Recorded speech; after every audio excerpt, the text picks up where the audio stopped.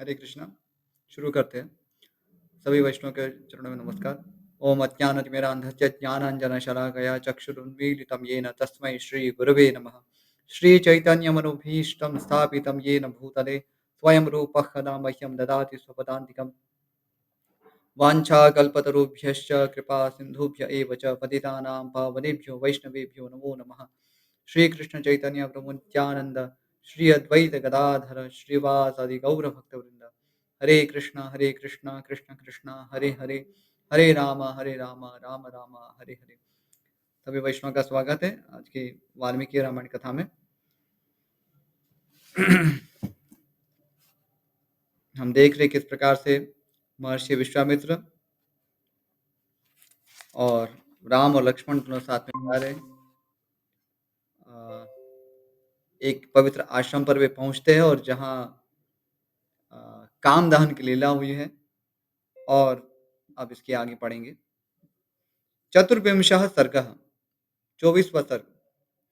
श्री राम और लक्ष्मण का गंगा पार होते समय विश्वामित्र जी से जल में उठती हुई तुमुल ध्वनि के विषय में प्रश्न करना, विश्वामित्र जी का उन्हें इसका कारण बताना तथा मलद, करुष एवं ताटका वन का परिचय देते हुए इन्हें ताटका वध के लिए आज्ञा प्रदान करना।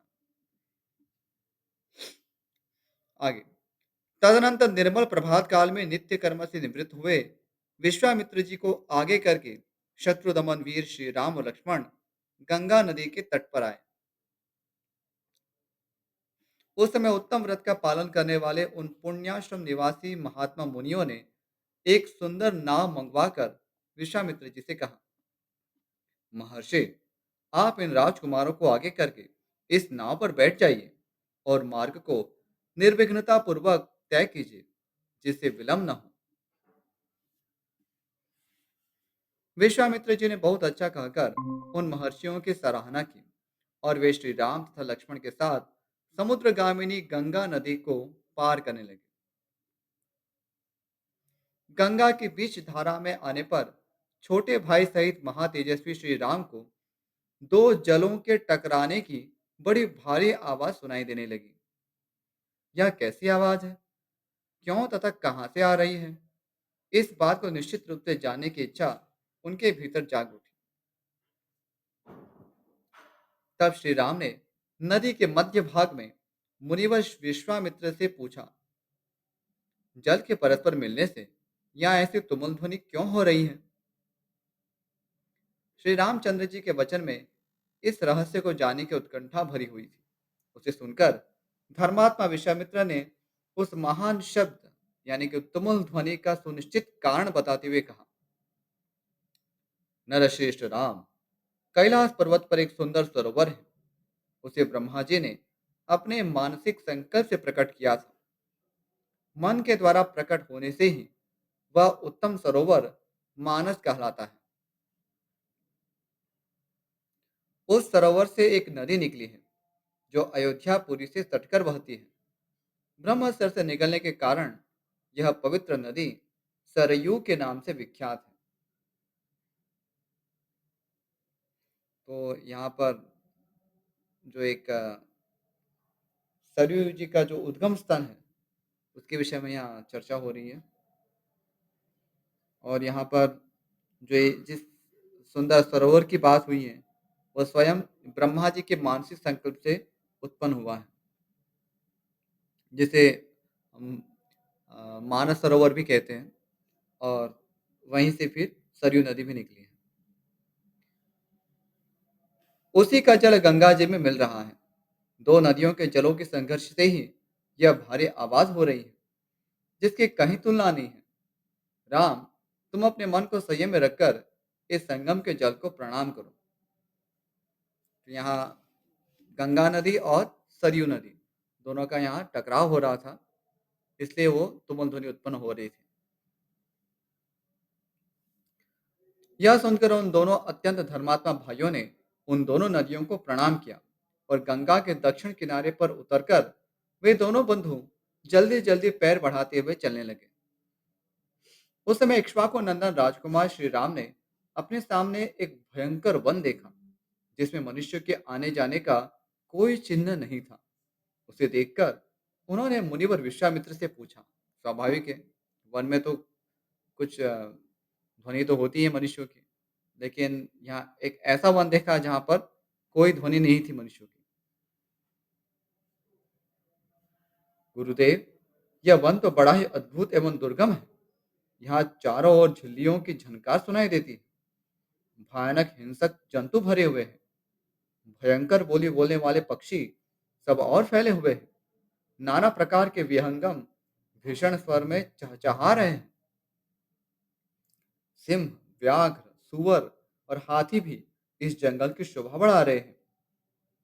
धव यानी कि धौरा, अश्वकर्ण यानी एक प्रकार के शाल वृक्ष, ककुभ यानी कि अर्जुन, अर्जुन यानी कि अर्जुन वृक्ष की बात होगी, बैल, तेंदुक यानी कि तेंदु, पाटल यानी कि पाडर तथा बैर के वृक्षों से भरा हुआ यह भयंकर वन क्या है? इसका क्या नाम है? तब महातेजस्वी महामुनि विश्वामित्र ने उनसे कहा, बस ककुस्थ नंदन, यह भयंकर वन जिसके अधिकार में रहा है, उसका परिचय सुनो। नरश्रेष्ठ, पूर्व काल में यहाँ दो समृद्धशाली जनपद थे, मलद और करुष। ये दोनों देश देवताओं के प्रयत्न से निर्मित हुए थे।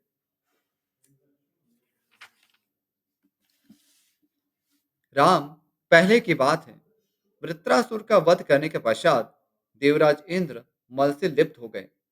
क्षुधा ने भी उन्हें धर दबाया और उनके भीतर ब्रह्म हत्या प्रविष्ट हो गई। तो ये एक बहुत ही पुरातन प्रसंग है जहाँ पर अ, देवराज इंद्र ने वृत्रासुर का वध किया था। और चूंकि अ, देवराज इंद्र विश्वरूप का वध करते हैं, अ, जिनके 3 सिर होते हैं, और विष्णु एक ब्राह्मण होते हैं, तो उनके हत्या के फलस्वरूप उन्हें ब्रह्म हत्या का पाप भी लगता है। और बहुत ही विस्तार से ये प्रसंग है, जिसमें त्वष्टा मुनि के द्वारा अ, जो वृत्रासुर हैं, उनकी उत्पत्ति की जाती है। विशेष रूप से विश्वरूप का वध करने के कारण देवराज इंद्र को दंड देने के लिए वृत्रासुर को उत्पन्न किया जाता है। तो इसी के प्रसंग में ये सब चर्चा हो रही है। श्रीमद् भागवत में इसकी विस्तार से चर्चा हुई है। तो देवराज इंद्र को ब्रह्म हत्या भी उन्हें प्राप्त होती है। तब देवताओं तथा तपोधन ऋषियों ने मलिन इंद्र को यहाँ गंगा जल से भरे हुए कलशों द्वारा नहलाया तथा उनके मल और कारुष यानी कि क्षुधा को छुड़ा दिया। तो दो वस्तुओं से देवराज इंद्र को मुक्त किया। एक तो मल से निवृत्त किया, दूसरा है कारुष यानी कि क्षुधा, भूख का एक नाम है कारुष। तो क्षुधा से भी मुक्त किया। इस भूभाग में देवराज इंद्र के शरीर से उत्पन्न हुए मल और कारुष को देकर देवता लोग बड़े प्रसन्न हुए। इंद्र पूर्ववत निर्मल, निष्करुष यानी कि क्षुधाहीन एवं शुद्ध हो गए। तब उन्होंने प्रसन्न होकर इस देश को यह उत्तम वर प्रदान किया। ये दो जनपद लोक में मलद और करुष नाम से विख्यात होंगे। मेरे अंग जनित मल को धारण करने वाले ये दोनों देश बड़े समृद्धिशाली होंगे। इसलिए जो मलद और कारुष, क्षमता, करुष, तो ये दो नाम इस प्रकार से आए हैं। तो देवराज इंद्र के अंग से जो मेल छूटा था, तो जो कि वहाँ पर वो मल छोड़ा गया था, इसलिए उस प्रदेश का नाम मलद हुआ। और दूसरा जो प्रदेश था जहाँ पर उनकी क्षुधा का अंत हुआ, भूख का अंत हुआ, इसलिए उस प्रदेश का नाम हुआ करुष। बुद्धिमान इंद्र के द्वारा की गई उस देश की वह पूजा देखकर देवताओं ने पाक शासन को बारंबार साधुवाद दिया। पाक शासन जो है इंद्र का ही एक दूसरा नाम है।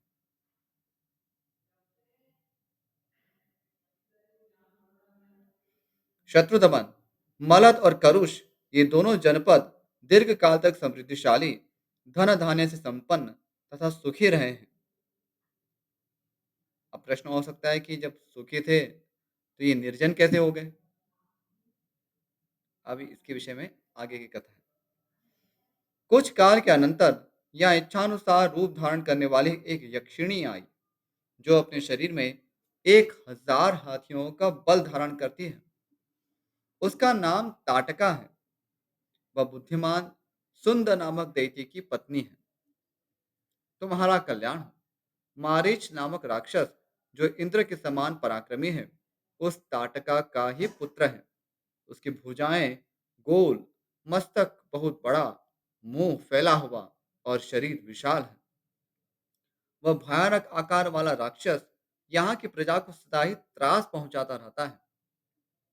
रघुनंदन, वह दुराचारिणी ताटका भी सदा मलद और करुष, इन दोनों जनपदों का विनाश करती रहती है। वह यक्षिणी 1.5 योजन यानी कि 6 कोस तक के मार्ग को घेरकर इस वन में रहती है। अतः हम लोगों को जिस ओर ताटका वन है, उधर ही चलना चाहिए। तुम अपने बाहुबल का सहारा लेकर इस दुराचारिणी को मार डालो। मेरी आज्ञा से इस देश को पुनः निष्कंटक बना दो। यह देश ऐसा रमणीय है, तो भी इस समय कोई यहाँ नहीं आ सकता। राम, उस असह्य एवं भयानक यक्षिणी ने इस देश को उजाड़ कर डाला है। यह वन ऐसा भयंकर क्यों है, यह सारा रहस्य मैंने तुम्हें बता दिया। उस यक्षिणी ने ही इस सारे देश को उजाड़ दिया है, और वह आज भी अपने उस क्रूर कर्म से निवृत्त नहीं हुई है। यहाँ पर हम देखते हैं कैसे महर्षि विश्वामित्र जन कल्याण के लिए ताटका का वध करने के लिए भगवान श्री राम को प्रेरित कर रहे हैं।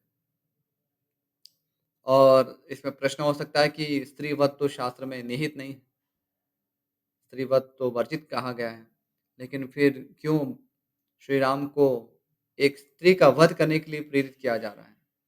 तो यहाँ पर अ, एक सामान्य धर्म से भी एक विशेष धर्म प्राप्त हो रहा है।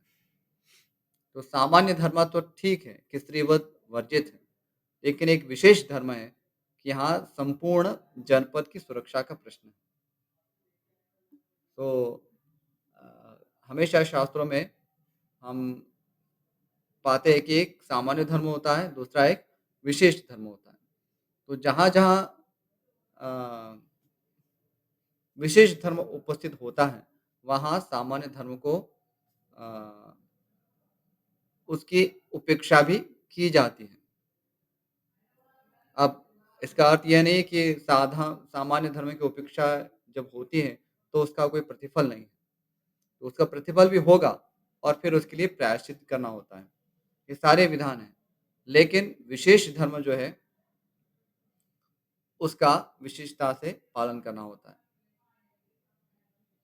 अस्तु, इस पे इतना ही विवेचन करेंगे। आगे आगे का स्तर पंचविंशः सर्गः 25वां सर्ग। श्री राम के पूछने पर विश्वामित्र जी का उनसे ताटका की उत्पत्ति, विवाह एवं शाप आदि का प्रसंग सुनाकर उन्हें ताटका वध के लिए प्रेरित करना। अब स्वाभाविक है कि एक यक्षिणी के विषय में ऐसा सुनकर कौतूहल तो होगा कि वो यक्षिणी भला ऐसा क्यों कर रही है? वो तो शांति से अपने पुत्रों के साथ रह सकती है। उनके आहार के लिए भी पर्याप्त साधन हो ही सकते हैं।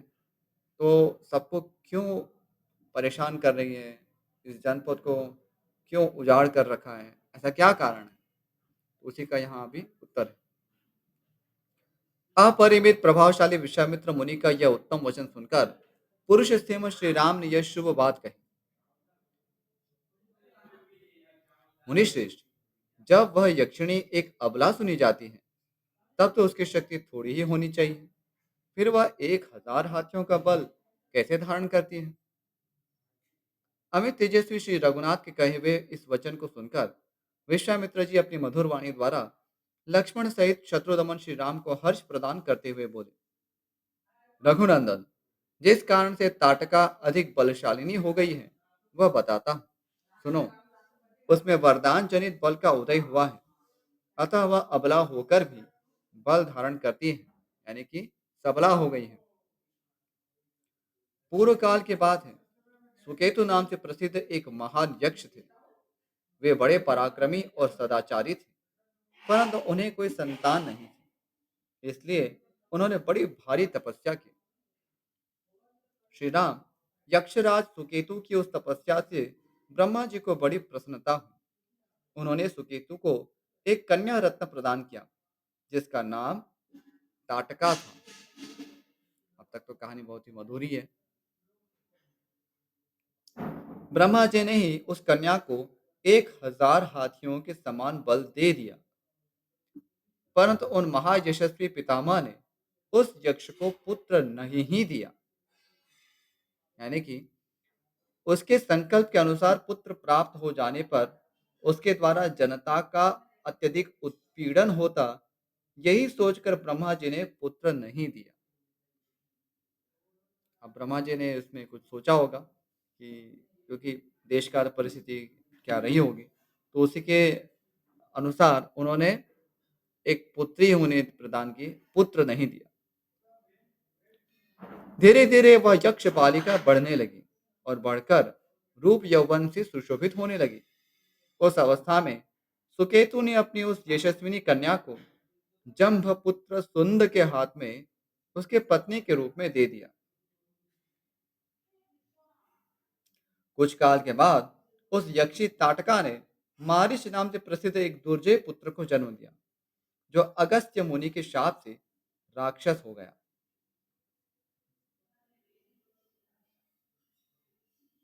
श्री राम अगस्त्य ने ही शाप देकर ताटका पति सुंद को भी मार डाला। उसके मारे जाने पर ताटका पुत्र सहित जाकर मुनिवर अगस्त्य को भी मौत के घाट उतार देने की इच्छा करने लगी। वह कुपित हो मुनि को खा जाने के लिए गर्जना करती हुई दौड़ी। उसे आती देख भगवान अगस्त्य मुनि ने मारिच से कहा,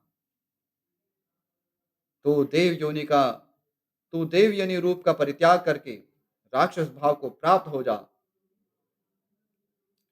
फिर अत्यंत अमर्ष में भरे हुए ऋषि ने ताटका को भी शाप दे दिया, तो विकराल मुख वाली नर भक्षिणी राक्षसी हो जा। तो है तो महायक्षी, परंतु अब शीघ्र ही इस रूप को त्याग कर तेरा भयंकर रूप हो जाए। तो यहाँ हम देखते हैं कि ताटका और उनका पुत्र मारिश दोनों ही वस्तुतः यक्ष थे, यक्ष योनि से थे और बहुत ही सुंदर रूप था।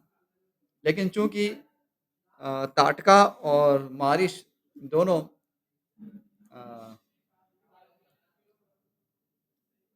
अगस्त्य मुनि का वध करना चाहते थे, एक ऋषि का वध करना चाहते थे, बिना यह जाने कि अगस्त्य ऋषि ने ऐसा क्यों किया है, इसलिए उन्हें ये अभिशाप प्राप्त हुए। इस प्रकार शाप मिलने के कारण ताटका का अमर्ष और भी बढ़ गया। वह क्रोध से मूर्छित हो उठी और उन दिनों अगस्त्य जी जहां रहते थे उस सुंदर देश को उजाड़ने लगी। रघुनंदन, तुम गौओं और ब्राह्मणों का हित करने के लिए दुष्ट पराक्रम वाली इस परम भयंकर दुराचारिणी यक्षी का वध कर डालो। रघुकुल को आनंदित करने वाले वीर, इस शापग्रस्त ताटका को मारने के लिए तीनों लोकों में तुम्हारे सिवा दूसरा कोई पुरुष समर्थ नहीं है। नरश्रेष्ठ, तुम स्त्री हत्या का विचार करके इसके प्रति दया न दिखाना। एक राजपुत्र को चारों वर्णों के हित के लिए स्त्री हत्या भी करनी पड़े तो उसे मुंह नहीं मोड़ना चाहिए। यहाँ पे पुनः सामान्य विषय धर्म की बात हो रही है। चारों वर्णों की रक्षा के लिए यदि करना पड़े तो उचित है, सामान्य रूप से नहीं करना चाहिए। आगे, प्रजापालक नरेश को प्रजाजनों की रक्षा के लिए क्रूरता पूर्ण या क्रूरता रहित, पातक युक्त अथवा सदोष कर्म भी करना पड़े तो कर लेना चाहिए। यह बात उसे सदा ही ध्यान में रखनी चाहिए। तो यहाँ पर पातक युक्त कर्म की बात हो रही है, यानी कि जिसमें पातक है यानी कि पाप लगता है, वो कर्म भी प्रजाजनों की रक्षा के लिए करणीय है। वो प्रश्न होगा कि फिर पाप करेंगे तो उसका फल, हाँ, तो पाप का फल भी होगा और उसके लिए प्रायश्चित भी करना होगा। तो प्रजाहित के कार्य करने में इस प्रकार के कर्म भी आ पड़ते हैं और राजा को इसके लिए तैयार रहना होता है। जिनके ऊपर राज्य के पालन का भार है, उनका तो यह सनातन धर्म है। ककुस्थ कुलनंदन ताटका महापापिनी है, उसमें धर्म का लेश मात्र भी नहीं है, अतः उसे मार डालो। नरेश्वर, सुना जाता है कि पूर्व काल में विरोचन की पुत्री मंथरा सारे पृथ्वी का नाश कर डालना चाहती थी। उसके इस विचार को जानकर इंद्र ने उसका वध कर डाला। तो यहाँ आप देखते हैं कि महर्षि विश्वामित्र भगवान श्री राम को प्रेरित कर रहे हैं ताटका वध के लिए। और वे जानते हैं कि श्री राम धर्मपरायण है और इक्ष्वाकु वंश में उत्पन्न हुए, तो स्वाभाविक रूप से वे इस कार्य को करने के लिए शीघ्र ही लालायित नहीं होंगे। इसलिए वे सब प्रमाण अपने विषय को प्रस्तुत कर रहे हैं कि पूर्व काल में भी ऐसी घटनाएं हुई हैं। इंद्र ने विरोचन पुत्री मंत्रा का इसी कारण वध किया था। आगे बता रहे हैं, श्री राम प्राचीन काल में शुक्राचार्य की माता तथा भृगु की पतिव्रता पत्नी त्रिभुवन को इंद्र से शून्य कर देना चाहती थी।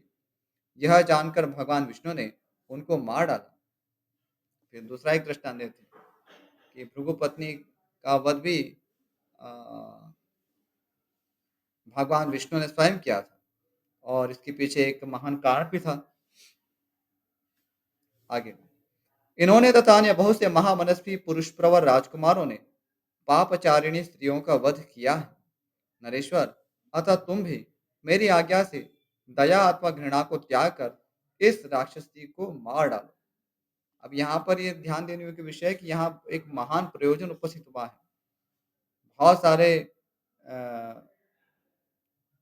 लोग हैं जिनकी रक्षा का भार है राजा पर, और इस कारणवश ये कर्म उन्हें करना पड़ रहा है।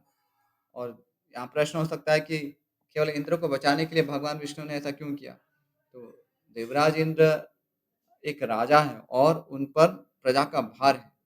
पूरी जो सृष्टि की व्यवस्था उसे बिखरा सकती है। इसलिए केवल वो एक व्यक्ति नहीं है। ये राजा कभी भी एक व्यक्ति नहीं होता है, उस पर प्रजा का भार होता है। वो राजा अर्थात प्रजा का एक प्रतिनिधि होता है। तो इसलिए जब एक महान उद्देश्य होता है, तब शास्त्रों में स्त्री वध भी अनुमत है। ऐसा नहीं है कि करना ही चाहिए, लेकिन वो अनुमत है। और चूँकि अ, ऐसा करना पड़ता है, पाप कर्म करना पड़ता है, और उसके लिए फिर प्रायश्चित का भी विधान है। प्रायश्चित करना पड़ता है।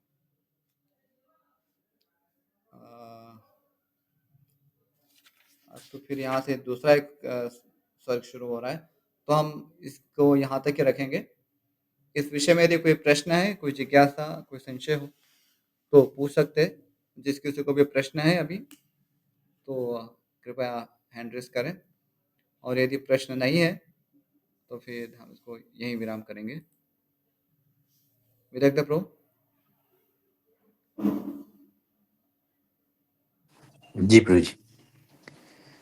विवेक विवेक कुमार। कुमार ने हैंड रेज किया प्रभु जी। हाँ जी, जी, कृपया प्रश्न पूछिए। हरे कृष्ण प्रभु जी, प्रणाम। हाँ, हरे कृष्ण बहन, बोलिए। प्रभु जी, राम को काकुस्थ नंदन क्यों बोला गया? काकुस्थ का अर्थ क्या है? ककुस्थ, ककुस्थ नंदन इसलिए कहा राम जाता है क्योंकि ककुस्थ एक राजा हुए हैं इक्ष्वाकु वंश में। बहुत ही महापराक्रमी राजा थे। श्रीमद् भागवत में भी इनका वर्णन आता है, और उन्होंने देवताओं के लिए युद्ध भी किया था। उनका एक दूसरा भी नाम है, अ, लेकिन मुझे इस समय वो स्मरण नहीं है। आप यदि आपके पास वेदाभेद है, तो आप सर्च कर सकते हैं। उसमें ककुस्थ ये नाम डालिएगा। तो इक्ष्वाकु वंश के ही एक राजा थे। और इसमें जहाँ तक मुझे स्मरण है, वर्णन ऐसा आता है कि देवराज इंद्र एक सांड का स्वरूप धारण करते हैं, और उनकी जो उनके ऊपर ये राजा बैठकर युद्ध करने जाते हैं देवताओं के पक्ष की ओर से।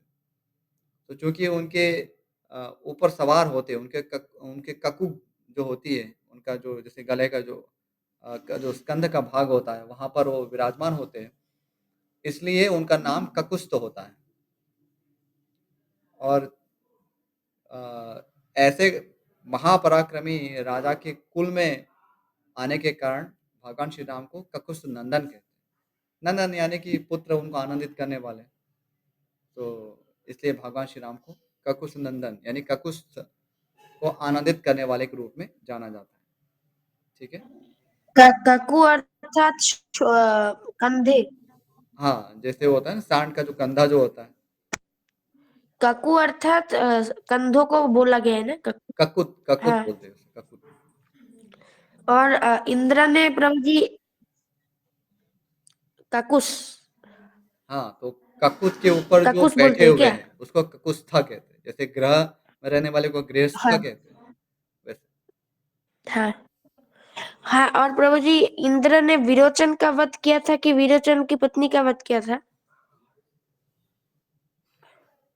इंद्र ने विरोचन का वध भी किया था और विरोचन पुत्री मंथरा का यहाँ वध किया था। इसका यहाँ उल्लेख हो रहा है। पुत्री अर्थ अच्छा। पुत्री पुत्री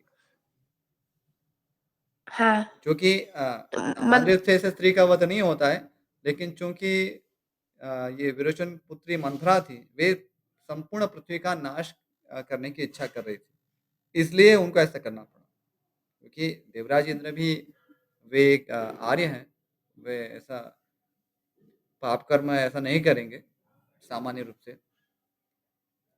तो यह विशेष परिस्थिति थी, विशेष धर्म था, इसलिए उनको ऐसा करना पड़ा।